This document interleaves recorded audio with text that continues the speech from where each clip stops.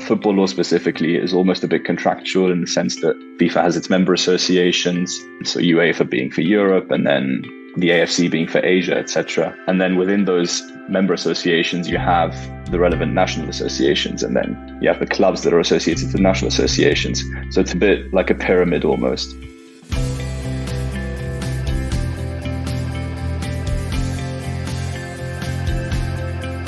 Hello everyone, and welcome to the Student Lawyer podcast series. Whether you're at school, sixth form, university, thinking about a career in law, or exploring law careers, you're in the right place. We are the one-stop shop for student lawyers. If you'd like to join the Student Lawyer as a writer, please email hello@thestudentlawyer.com.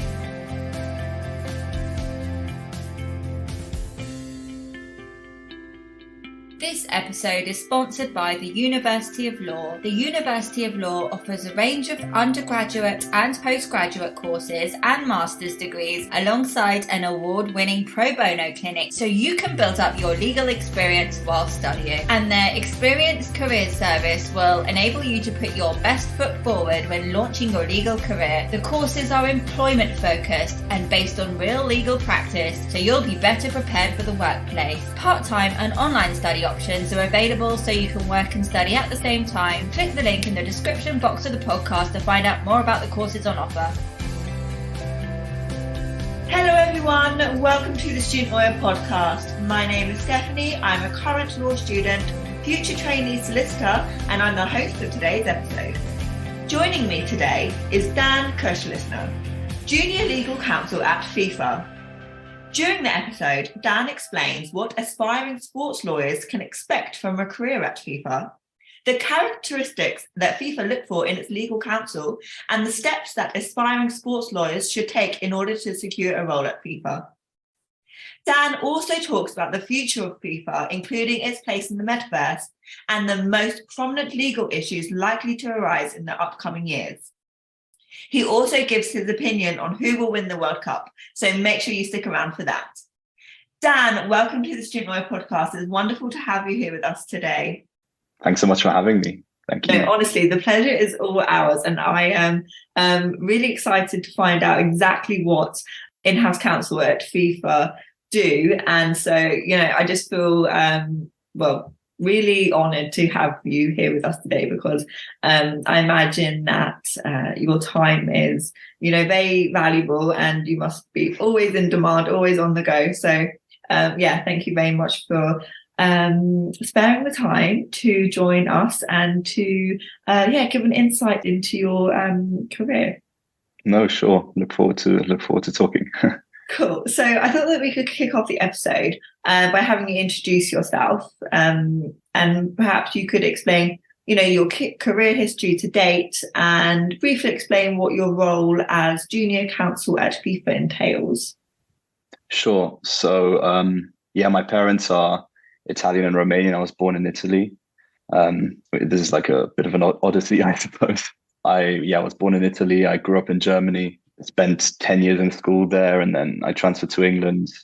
I did sixth form for 2 years and studied an undergrad at the LSE, did also an LLM there, and then at the same time as doing the LLM, I did the LPC because it was a bit of an opportune time, I would say, because of COVID and everything, doing my studies remotely. It allowed me to do more than one thing at a time. Following that, I did a master's in Madrid at ISDE, Instituto Superior de Derecho y Economía, in international sports law. And I think that was probably the key turning point for me. While I was doing that master, I'd applied for the position at FIFA as junior legal counsel. And I got it, I suppose. And since April 2022, I've been working here in the player status department. How exciting. I mean, your education and, your journey into FIFA is just really interesting. It sounds like so many different experiences that all, have, I suppose, contributed to where you are today. So, it's great to see such kind of like diverse background and what, diverse background and interests can achieve later on. Yeah, I mean, I'd done a couple of internships, which in one way or another, I think, were related to sports law. So after my first year at university, I'd done an internship at Farrow & Co. Oh yeah. I was doing a bit of employment law there and also child safeguarding, which I think both have a footing in sports law, specifically in football. Second year, I'd been at Freshfields and I'd done commercial law, a bit of IP, corporate M&A. So I was there for 2 months. And in my third year, I had gone to Romania. I'd worked in the legal department at the National Football League. And I mean, there's a couple of different responsibilities that you have in such a position. You go from negotiating, not that I did those things personally, but, having experienced those during my internship, there was negotiating broadcasting rights, different regulatory issues, disciplinary, specifically with regards to, red cards and things and appeals of certain sanctions during games, health and safety during football games and stadiums. And what was really interesting about that work experience was that it was during the COVID time. And so it was one of those experiences where, because not many people had been in the office at the time, it was very dynamic. And also it was a bit unprecedented because you had to reschedule many games. You had to be in line with all the national health regulations and COVID regulations to make sure that there weren't any contraventions. So that was really very, very interesting. So I think combined with all of those, I had built up some kind of an understanding of what sports law was. And yeah, I think, they were all valuable in their own way. Absolutely, kind of like layering on these experience to really get a full picture, which I think is just great. So can you tell us what exactly is sports law? Sure. Yeah, I mean, I think it's a very broad concept. You could almost see it as an umbrella.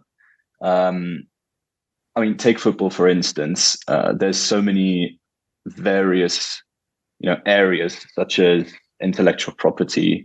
There's labor law, obviously, between, for example, players and clubs or coaches and clubs. There's contractual, when there is a transfer agreement between one club and another. There is, as I mentioned, child safeguarding, human rights, things like that, anti-discrimination. So all of these things come under this umbrella of sports law or football law. And I suppose what I'm specializing in is regulatory. So FIFA has its own regulations and statutes with regards to the various areas of football. And I'm based in that area. And football law specifically is almost a bit contractual in the sense that FIFA has its member associations. So UEFA being for Europe, and then the AFC being for Asia, etc. And then within those member associations, you have the relevant national associations, and then you have the clubs that are associated to national associations. So it's a bit like a pyramid almost. And these regulations sort of trickle down through this entire pyramid, and they regulate how football works in practice. So it's really fascinating, in my opinion, at least. I see. Absolutely. So essentially, sports lawyers will specialize in, say, an area of like a practice area, but specialize in, the area of sport. They would apply that then legal knowledge to sports. Yes, exactly. I mean, I think especially the big legal practice, obviously there are some which maybe they specialize on the contractual part of the law, or the IP part of the law, or media.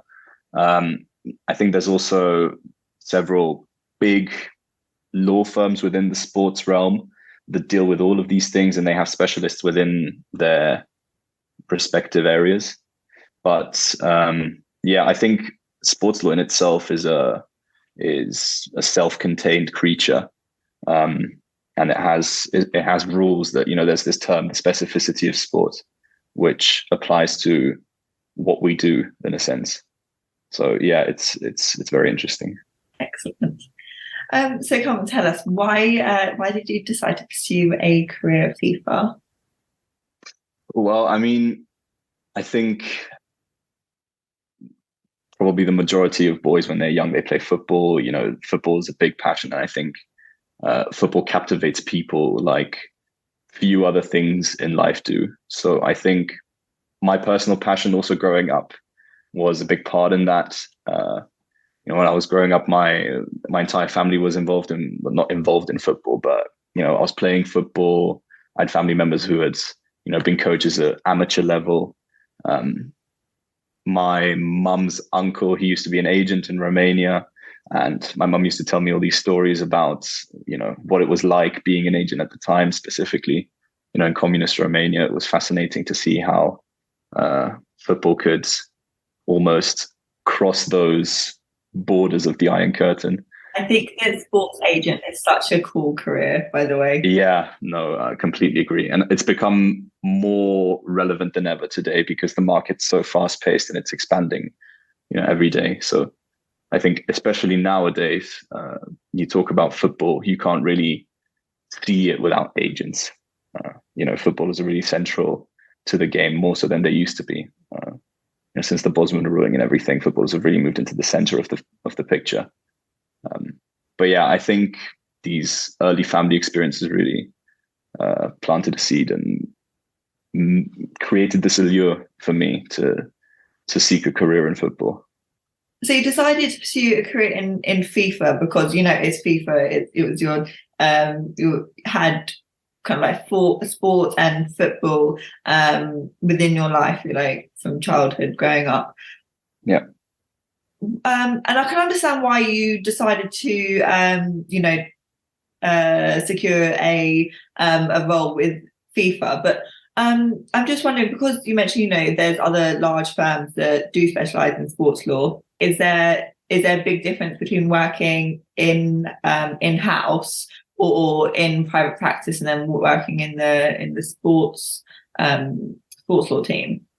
I mean, I suppose the nice thing about football is that, whether you work in regulatory like I do or in private practice, it is football at the end of the day. So it carries that same passion. I personally found regulatory more fascinating than I did private practice, because I think you're really at the core of where the changes to the way that football works in practice happens. Not to say that private practice isn't great. I've got colleagues that work in private practice at law firms or in-house counsel at football clubs or even other areas of law like media marketing agency. So I think they're all great areas. I think just for me personally, I found the keenest interest in the regulatory area. Yeah, that makes sense. Well, thanks for sharing that. No worries. So is working at FIFA as glamorous as it sounds? Glamorous is a big word, yes. I think, look, I'm passionate about football, and I think anyone who works at FIFA has passion about football. And, I revert to my previous point that football captivates people like no other sport, at least in my personal opinion. But, it is the most popular sport in the world, objectively speaking. I think so, yeah. The World Cup final has the most spectators out of any sporting event anywhere. So I think it's 1 billion people watched the World Cup final in 2018, wow, which is crazy when you think of it. I think the Super Bowl only had 100 million. No way. And even the Super Bowl is such a huge event, but just shows you that, on every single continent, American football is largely followed in America, but anywhere you go in the world, you can show a picture of Messi or Ronaldo and children will recognize them, So I think that's the power of football. But yeah, I think returning to your question about glamour and allure, for me personally, it's more so my own passion for football, which makes it exciting to work here. And I think people, when they hear about FIFA, they think that, it's football and it's amazing to be working in football. But I suppose that you could say the same thing about if you work in music or in arts. I think compared to maybe, and my line manager is going to hate me for this, but if compared to like tax law or something, I think working in a leisure or entertainment or arts sector is much more exciting than working strictly with regulations or numbers. So I think that's a big part of it as well. Do you get to go out with clients, or have you like met any? Have you met any of the footballers? No, not yet, not yet. I mean, yet. back in the day, what we had the Ballon d'Or, which is obviously now under the auspices of France Football. But there used to be, at least from the stories that I hear, these big events where the Ballon d'Or used to be handed out, and employees at FIFA would be able to chaperone these famous footballers. So I think, depending on whether or not these awards still get handed out in the future, I'll probably get to meet a few of the famous footballers. But no, so far I haven't met anyone. Well, I'm sure that your time will come when you are, working on extraordinary things, later on in your career, and fingers crossed. It will be the ultimate glamour, total allure, and I'm looking forward to hearing lots of stories of you out with clients and having just the most fantastic and glamorous time. Yeah. TSL X Dan. Stay tuned, part 2. Excellent. I'm looking forward to that. So you mentioned that you work, on regulatory matters, but in FIFA, in-house counsel, is there transactional, advisory, litigious matters going on? What is the work like there? I mean, so essentially we have our own judicial body. It's called the Football Tribunal, and within the remit of the Football Tribunal, there are certain, in line with our regulations, there are areas of law which each department touches upon. There's a system called training compensation, which, when young footballers that turn out to be big talents get developed by these clubs, it's a mechanism that these small clubs that did the work in the early days get rewarded, in a sense. There is a player status department that I'm in, which primarily deals with labor law and contractual disputes. And so, there's registration and eligibility, which ensures that all the registrations of the players, going back to what we mentioned earlier about affiliation to clubs and to associations, there has to be some kind of record of that. And that's what that team deals with. And the Football Tribunal renders these decisions. It's this adjudicative mechanism, which is completely free. Players and coaches, whenever they're parties to a dispute, they can access the Football Tribunal without any costs. It's completely international. It operates in 3 languages, in English, French, and Spanish. And we render decisions which are subsequently enforced through our regulations. So, for example, if a player has a dispute with his club, and the Football Tribunal renders a decision in which it states that the club had a debt towards the player, in that situation, and this is all in our regulations, it's Article 24 of the RSTP.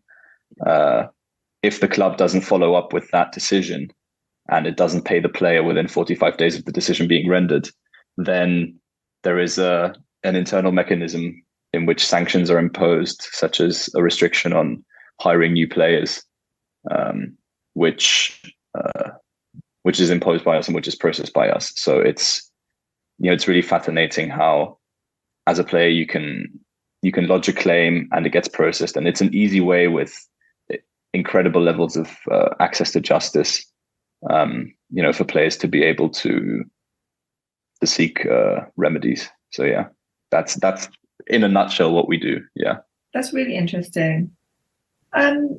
So can you talk to us about some of your main tasks and responsibilities? Perhaps you could, talk us through a day in the life of a junior legal counsel at FIFA. I mean, the legal team, what we essentially do is we act. I think the best way to describe it would be we act as the general secretariat of the Football Tribunal. So we assist the respective panels and the judges in the process when a claim is lodged before the Football Tribunal in various ways. And beyond that, there is work that goes across departments. So even though, for example, I might deal with contractual disputes, I might also be asked to help the department that maybe has an appeal before the Court of Arbitration of Sport, or things like that. What we also get is info requests. So various stakeholders in football might send us emails or call us and ask, how do the regulations work? Can I do this? Can I do that? And we can't give specific legal advice, but we can point them in the right direction with regards to how our regulations work. So we try to assist the stakeholders in that way as far as possible without, providing a legal, without providing legal advice. And yeah, I think those are pretty much the main tasks that we have as legal counsels. Obviously, there is also some things like helping judges when they come and visit us at the headquarters, other kinds of services like that. But when you say judges, who do you mean? So the judges of the football tribunal. Okay. So the football tribunal has two chambers. It has the dispute resolution chamber, which deals with disputes between players and clubs. And then we have the player status chamber, which deals with disputes between coaches and clubs and clubs and clubs. And so each chamber has different judges and chairpeople, and they're responsible for rendering decisions. And so whenever they're visiting, we, meet with them and host them. And yeah, that's another one of the responsibilities that might come across in the daily life of a legal counsel. That's really interesting. I had no idea that it worked like this. No idea. It's very interesting also, like the legal status of it, because it's not strictly speaking an arbitral tribunal, at least not at the moment, but like based on the jurisprudence of the Swiss Federal Tribunal and of the Court of Arbitration of Sport. So it's really self-contained. And yeah, again, I mean, we talked about it earlier, the enforcement mechanism and how you can seek remedies from anywhere around the world for free is really cool. So yeah, I think it's really unique in that sense. Excellent. So I appreciate you probably can't go into really like specific details due to privacy and confidentiality, but I was wondering if you could talk to us about maybe a case or a matter that you've worked on that you may be particularly proud of. And before you go on, do you call them cases or matters? How do you refer to the issues that you're working on? Cases, matters. Those are the two primary nomenclatures. Yeah. Yeah. But no, I mean, I think interest is a very broad term, because a case can be interesting for various reasons, or it can be satisfying for various reasons. I think obviously there are cases with complex legal issues, which I'm that sort of person that I like the law because it works very logically, almost mathematically. You have to find a certain nugget of information and apply it to a certain situation to solve the puzzle. I'm like that. I love doing problem questions at uni. Yeah, no, same kind of logic. They're fascinating. Yeah. So I think because of that, legally complex issues with things that don't necessarily happen too frequently, those are very satisfying. But what I learned over the past couple of months, and what was really satisfying about the work, is the fact that you mentioned glamour earlier. Yeah. That football, immediately when you talk about football, you think about the big players and the big clubs. Yeah. And the large transfer sums. But actually, the majority of claims that we receive maybe have a bit of a more modest value. But at the same time, when the tribunal reaches a decision, which might be just for a few €1,000 or pounds, and it helps that specific player out massively, because they've been working for 6 months without receiving their salary, and then they're awarded that sum, and they have the certainty that with this decision from FIFA, they'll be able to get what they're owed.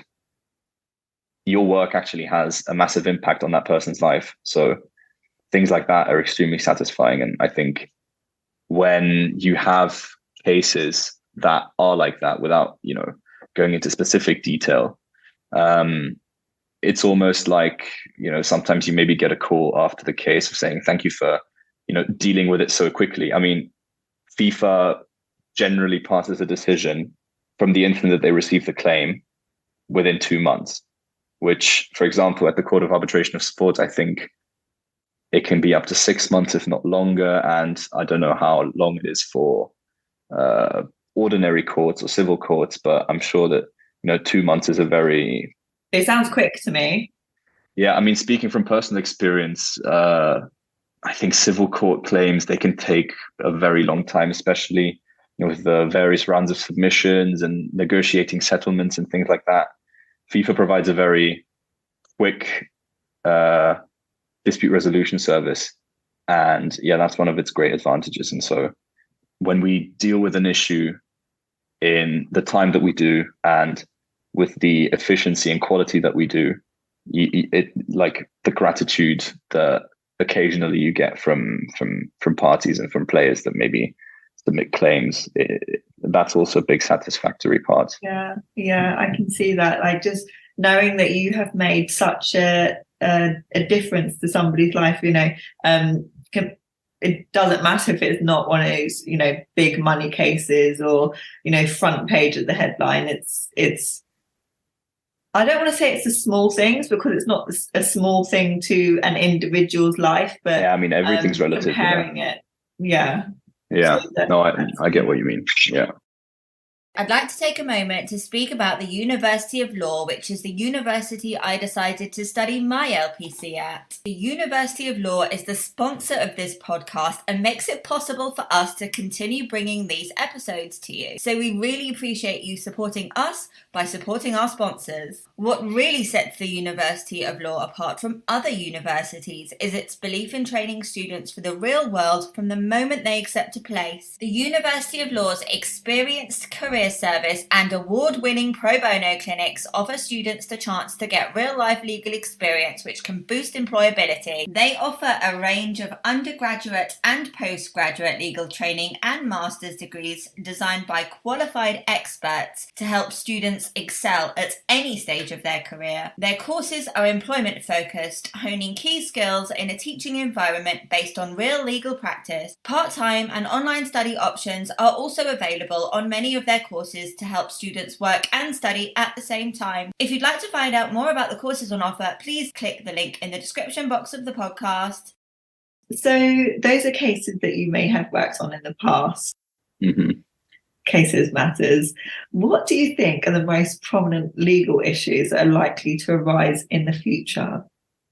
It's a good question. I mean, football is such a fast-paced industry that any way that the market develops and the demands of the market, develop, FIFA has to regulate that in some sort of way. So I don't want to give like a very generic answer, but that's really the truth, that depending on what the most prominent issue in football is, that's what FIFA has to deal with at that certain moment in time. So, I mean, to give you an example, which is at the moment, you could say the talk of the town in the football industry is agency. We talked about earlier the role of agents and how prominent they are. Next year, we're releasing a new set of agents regulations, which are going to focus specifically on how that part of the game is regulated, and the relationship between players and agents, or clubs and agents. And so because that's such a prominent matter in the football industry, that's sort of at the forefront of what that department at FIFA is doing. So yeah, again, it's very much linked to the reality, and I think that's what makes it cool as well, because it's always nice to be at the pulse of football. Yeah. It sounds like you need to, be one step ahead of the game. Excuse the pun. Yeah. But Excellent. I feel like that's my first joke on one of these podcasts. So, as we're talking about the future, of FIFA, what is FIFA's role, do you think, in the metaverse? I mean, it's an interesting one because I think the metaverse and cryptocurrencies haven't been huge topics in football for a long time. One of the most circulated news stories last year was that Messi's contract as PSG, part of his remuneration was in cryptocurrency. Okay. And that's one of the things that at the moment isn't necessarily regulated, but in the future at some point I could see that being in the focus of what we're changing. With regards to other things in the metaverse, I mean, specifically with the World Cup now, we've had this partnership with Roblox, which I guess is a bit more for children, I suppose, that play this game. But you can interact with different games and meet with different people. It's like an almost online world of its own. And then also you have NFTs, which I think they're called FIFA Genesis, if I'm not mistaken. Yeah, specifically these NFTs, I think, have been the major sort of metaverse interaction that I can think of, specifically with the World Cup, because what's really cool is they entail various moments from the World Cup and you can collect them. So you can have, I don't know, Iniesta's goal from 2010 in the World Cup final as an NFT. So yeah, I thought that was very cool. But I myself, I'm not extremely well versed in the metaverse. So I think it's a fascinating, subject. And I think that, football and the metaverse, I can, see it really being a big thing. Yeah. I mean, I think from the contractual point of view, I think it would be extremely interesting to see how it develops. When I was a LSE and I was doing my LLM, I wrote a summative assessment on, so it was kind of like a mini dissertation on smart contracts and cryptocurrencies and the blockchain and how that interacts with English contract law. So yeah, I thought that was, back in the day, that was really, really a cool thing. I can't imagine like anytime soon players would want to be like paid in, crypto. I mean, it's happening in other sports, like the UFC and mixed martial arts. Some of the contracts have been executed in Bitcoin. There's a big fighter in the heavyweight division. His name's Francis Ngannou, and half of his purse from winning a fight was paid in Bitcoins. It does exist. It's really fascinating. Yeah, I think that again, it's an interesting subject. Personally, I don't think I would want half of my winnings to come in crypto. Maybe a little bit. I think I would have fear of missing out if I rejected, any percentage. But it's a bit risky.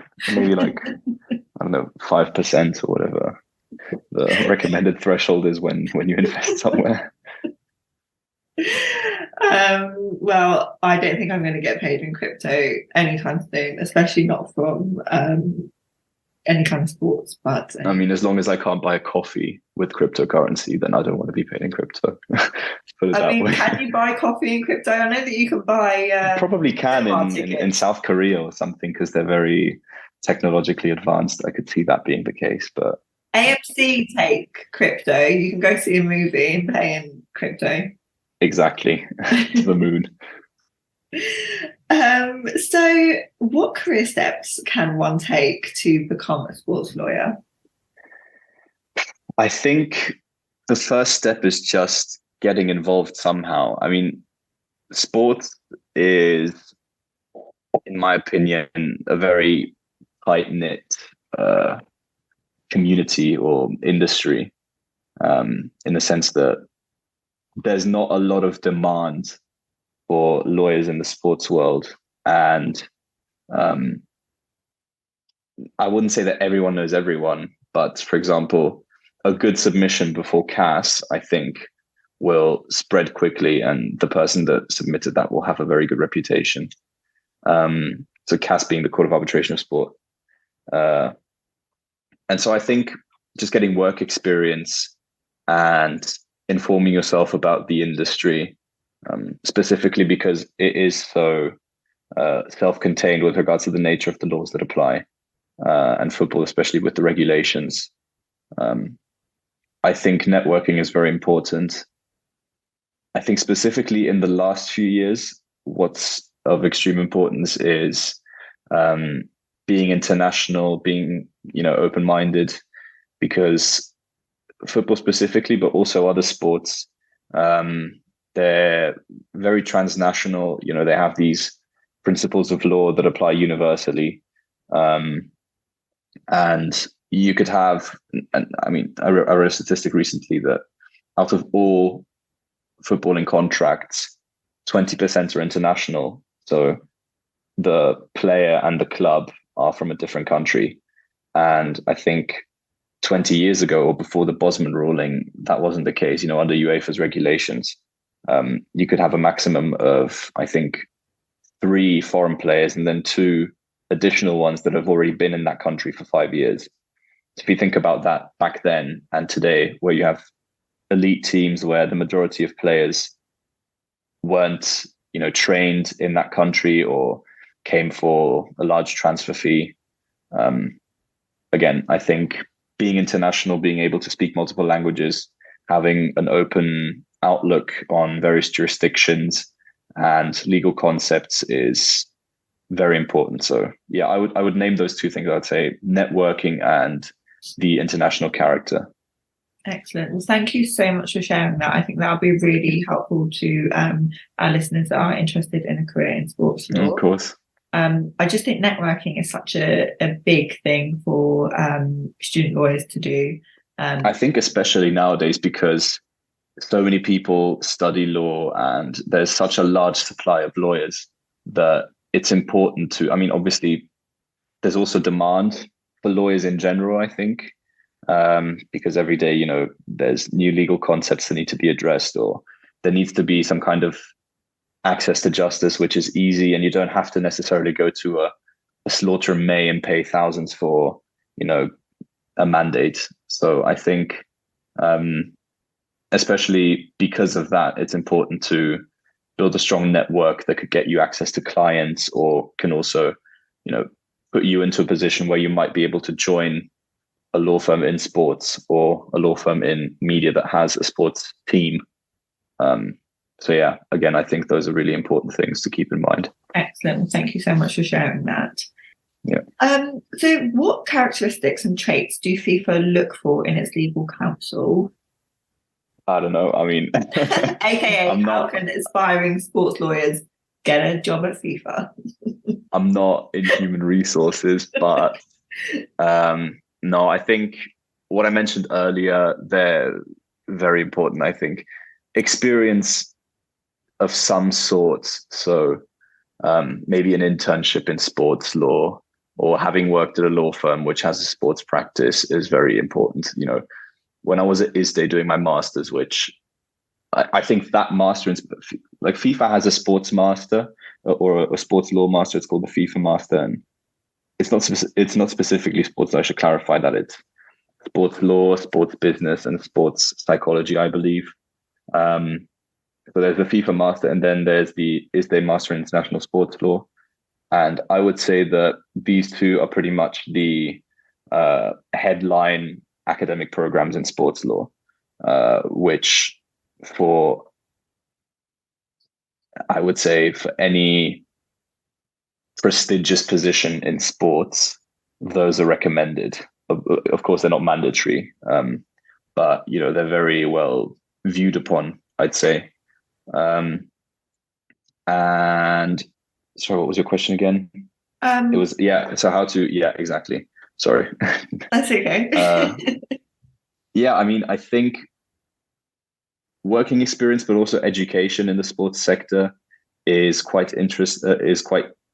useful, and almost, I would say, mandatory because of the specific nature of our sector. I've spoken to a couple of colleagues of mine which were maybe looking to get into sports law. I think submitting unsolicited applications to maybe smaller football clubs, because they deal with all of the facets that come within, sporting, such as dealing with regulations, dealing with maybe I don't know, a player gets a yellow card, you have to appeal it to the relevant disciplinary body, or dealing with the books of that certain club, or various sponsoring or sponsorship agreements, things like that. Nobody's going to turn down free work, I think. And it helps you immensely in getting some experience and getting an insight into the sports world. I mean, I remember I was in London still during my uni days, during my undergrad days, and I'd written some emails to agents companies in London. And I was just thinking, what would be the best way to maybe get in touch? And one of them actually replied and set up a coffee meeting with me. And they were very insightful and transparent and saying, look, it's important to know people in sports, in football, and it's important to understand what football is, what it works like. And so even though I didn't join that agency, that meeting in particular was instrumental, because it showed me that, well, you might not know anyone, but at least you have a direction to go into, Yeah. So yeah, I think if it's a risk in a sense, specializing so early. And I've been told that as well, that, it's maybe easier to go into commercial law and transition into sports law later. I think that's probably also the traditional way of doing it, because there are big law firms that have sports-oriented teams in them. And in that way, you can sort of maybe feel yourself a bit into the industry, understand what everything's about. But then there's also a bit of a more direct approach where, you can just dedicate everything you have to sports law. And I think people that are consistent and people that keep doing what they're doing, eventually they're going to get settled, I think, in sports. And again, I mean, it's such a tightly knit community that longevity is a big factor, because at some point, I think you're going to find a place that you're really happy in. Yeah, absolutely. It's about, I think that everything you've just said is just such fantastic advice, starting off in maybe perhaps smaller places and meeting people, climbing the ladder, getting opening doors for yourself, just getting these small opportunities that can lead to big ones. I think that's really great advice. And when you're talking about two different ways of, entering the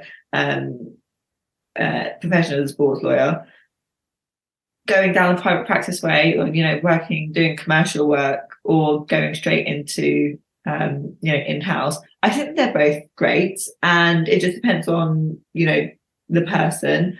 I mean, so some of the listeners will know this about me, but I'm a career changer, and I actually qualified to be a hairdresser, and I had the option to try a mix of cutting and colouring, or go and specialise in colour straight away, move to London, and get that specialist degree. And that I knew that I wanted to do that. And it kind of just, when you're talking about going straight into private practice and sports law, it just reminded me of that. And although I was advised to really kind of find out what I really wanted to do, I was very sure that it was colouring that I wanted to do. Okay, I hold my hands up, and I did have a career change. However, at that time, and if I did carry on in that career, I knew that was what I wanted to do. But I can see how both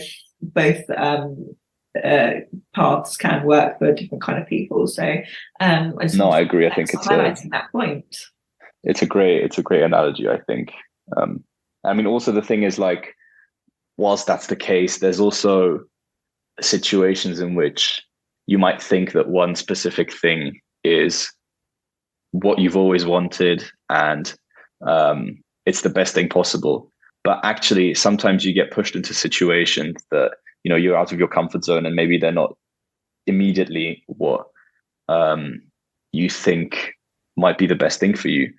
But then you just stay in that situation and you deal with it, and it ends up being the best thing that could have happened to you in that situation. Yeah, I can see that. Do you know what? Actually, I don't enjoy putting myself in awkward and uncomfortable situations, but when I am in one, I do quickly recognize that I will come out of it, and I kind of like enjoy the challenge. Diamonds are made under pressure. Sink or swim, that's how I see it. Exactly. So can you tell us, does FIFA offer in-house training contracts? I mean, it's a tricky one because as opposed to maybe a civil law context, or specifically English law, I think training contracts are a very English phenomenon. And in general, it's not the same as being in a law firm because of the fact that it is strictly regulatory. So you're not necessarily, you don't join FIFA and after 2 years or whatnot, you obtain a qualification as a sports regulator or as a sports lawyer. It's more of a working your way up within the corporate structure and obtaining different responsibilities with different positions. So it's not necessarily like an institution where there are specific qualifications which are recognized, in other jurisdictions or other institutions per se. So the short answer is no. The longer answer I just gave you. Yeah.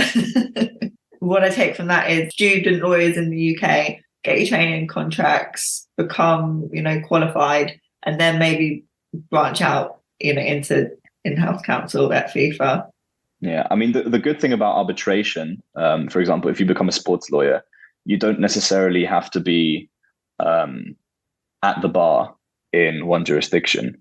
As long as you have a legal education and you have the power of attorney from your client, right, you can appear before an arbitral tribunal and represent your client. So yeah, it's really less formalistic, I would say, and makes it more accessible in a certain way than regular legal practice. I see. Yeah. So we are approaching the end of the interview. I have a few more questions to ask you. One of which is, what advice would you give to your younger self? It can be career or, I would say the three most important, specifically with regards to, I would say, professional goals and career orientation. I think consistency is very important. Just keep doing what you're doing. Don't give up. I think being patient, just because things don't necessarily work out at one point, doesn't mean that they won't work out at a future point in time. For example, to tell you a personal analogy, I had gone for an interview at a big magic circle firm in London. And I thought the interview had gone quite well, but I didn't end up getting the position. And it was really disappointing for me because I thought, wow, maybe I could have done this a bit better or that. But I thought generally like I had given it a good shot, and it was a bit disappointing that I didn't get the role. But a couple months later, I'd started my master at ISDE, and, then I got the offer to work at FIFA. And turns out that something that I thought was maybe the best thing that could have happened to me was getting that training contract. Actually, no, something better was waiting for me down the line, and I couldn't be happier at the moment. So I think patience is important. And with that, faith as well, having faith that at some point I'll be somewhere where I'm going to be happy and which is the right place for me, which I certainly feel is the case right now. So yeah, consistency, working hard and being consistent, being patient and having some faith. I don't think I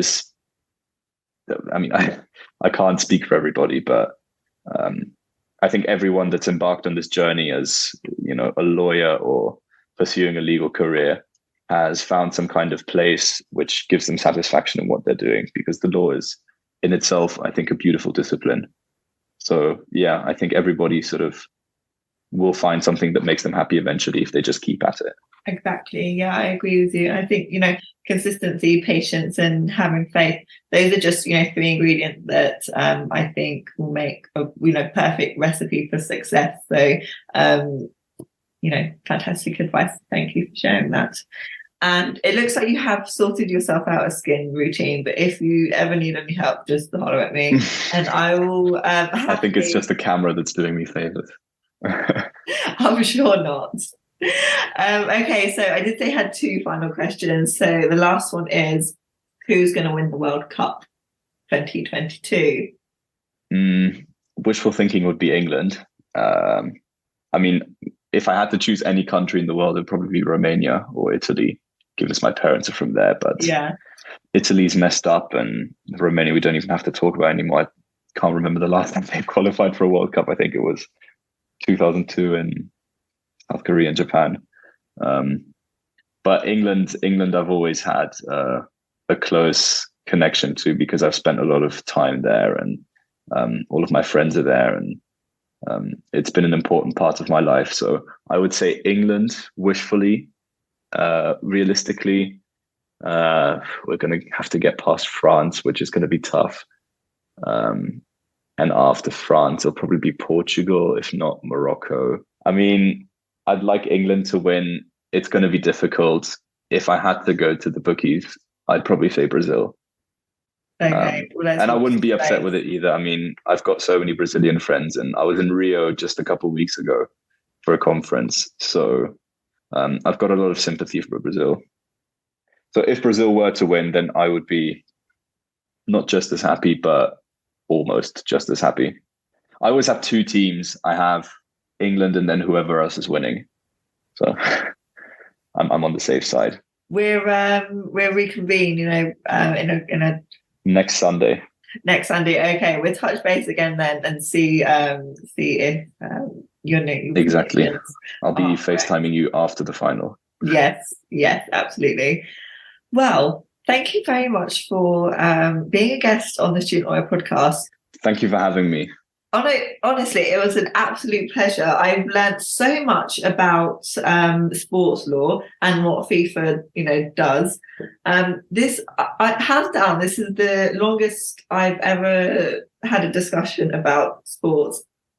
Definitely the longest discussion I've had on football, and absolutely the most enjoyable one as well. So I'm glad to hear that. So much for all of those reasons, and I thoroughly enjoyed it myself. Oh, good. I will hope that you do come on again, and we can, talk about the future of cryptocurrency and see if all these predictions were right that we've had.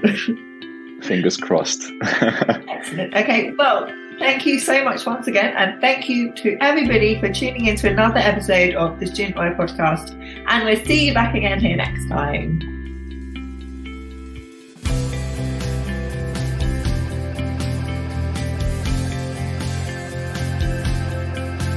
To hear more of the Student Lawyers podcast, hit the subscribe button and leave us a star rating and review. If you would like to join the Student Lawyer as a writer, please email hello@thestudentlawyer.com.